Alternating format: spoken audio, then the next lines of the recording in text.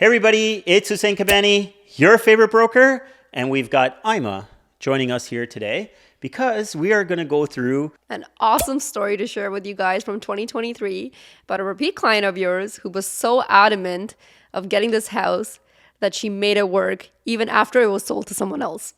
The moral of that is that don't give up and keep praying. And have faith. And you know what? At the end of the day, if it's meant to be, it's meant to be. And this was the true definition of what ended up happening in this story. Exactly. Live behind decisions I chose. Peaks feel good and the valleys get low. Chains for the tires and the rain, hail, snows. Like this everywhere that I go, everywhere that I go. One of the longer stories, I guess, would be is that we did a deal in Whitby. Yes. With a past client of ours. And we just started kind of working with them again. They were just like, hey, like, you know, the house size is good, but they wanted a little bit more of their backyard and whatnot. So we're really focused on that. They really wanted a little bit more of a luxury feel type of house as well. So we went around, we looked at a bunch of properties, nothing that we found. But on the second or third go around, we ran into this property. Really, really, really nice property. It's an infill property and it's done really well. Like we just moved into a newly constructed property, which is really, really nice. But this property just felt different. Yeah, like the quality finishes, like everything was so nice. And you could tell there was so much attention paid to detail on this house. Like, you know, even since then, we've been there like 4 or 5 times. And every time, like sometimes when you buy something initially, like you have this like warm, fuzzy feeling. And then you go back there and you're like, it's nice. It's still nice. But this is that warm, fuzzy feeling every single time you went back to that property.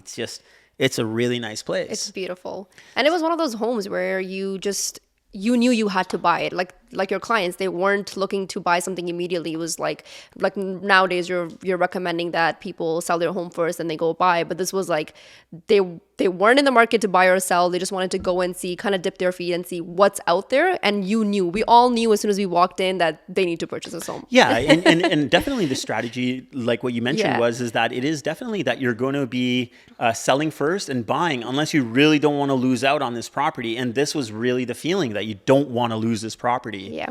So, you know, what turns out is that it was underpriced a bit. And come offer date, so we are in offers. How many offers? 4 in total. 4 offers. Including ours. Including our offer. And long story very short about the whole offer process and whatnot, and what we came to learn is that we had some conditions in our offer, short conditions, and we just wanted to feel comfortable about the whole transaction, right? Because like Aima mentioned, that we weren't really ready to kind of start moving forward with this thing right away. But so we had some conditions in there. Turned out that when we saw the sold price, because we didn't get the house, we didn't get it, it was actually lower than what our offer was at the time. And we were kind of like, wow, how could that even make sense?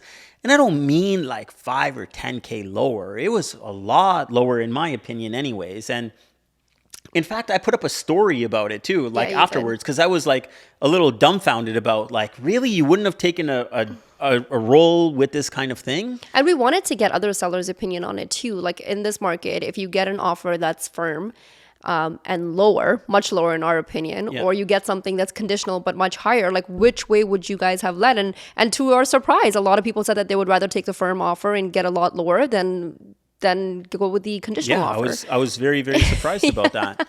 But turns out we didn't get the house. My client, she's very adamant about things when she wants it, and it's good for her. Like she's very strong, she knows what she wants, she knows what she wants, and which is awesome.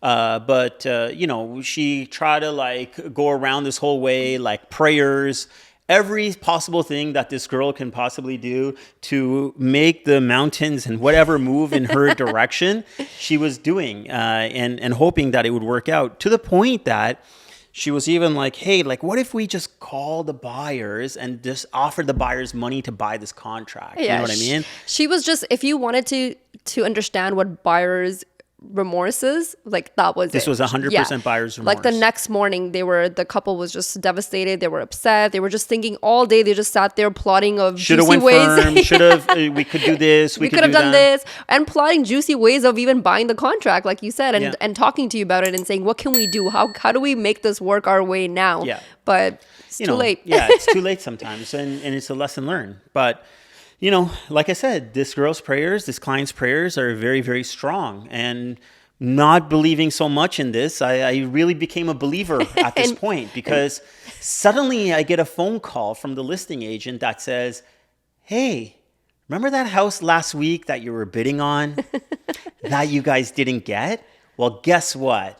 The buyer that purchased that property has come up with some kind of an issue, bullshit, I think, but has come up with some kind of an issue where they can't close on it. Mind you, they double-ended that deal too, so it was something going on there, I think. But they can't close. And I was like, oh, that is awesome. Like, my client's going to be all over this. But being the trained, negotiated person that I am in this business, I was like, it's too bad. Like, I think my guys are done now. They were really excited and they don't feel good about it anymore. So I was like, but look, I could try to get them on board. I know you guys got this number before. Let me see if I can get them on board for this number. And he's like, no. It's not going to be that number. It's going to be the number that you offered, because there was somebody else that was at that number as well. But we actually trust you a lot more because you're a Durham agent, and we know of you, and we rather work with you than work with the Mississauga agent. And that is kind of our kind of thing over here, that we are somewhat known. So I think people have a lot more trust in us being able to close a transaction. And obviously on the other side, they want to build a relationship. Absolutely. So you know what? After a lot of consideration, like, our clients were excited that they were able to kind of get back into this deal. But whenever you get the deal tossed back to you, you're always still kind of hesitating. You know what I mean? Not that you don't want it, but then you start to really think about the real logistics of how this is actually going to work. Because everything is now coming. Place. Yeah, it's all coming to reality, right? Now you're actually about to get this home, and you still haven't even put up your house for sale. You haven't figured out your finances. Like, you don't know how this whole thing is going to go. Yeah. So we really had to go through all of this stuff. And I'm sure the agent on the other side was very, giving us a lot of leeway in trying to figure this thing out, because they needed to know right away. And we're kind of stalling out because I want to make sure these guys don't commit to something that they're not aware of. You know what I mean?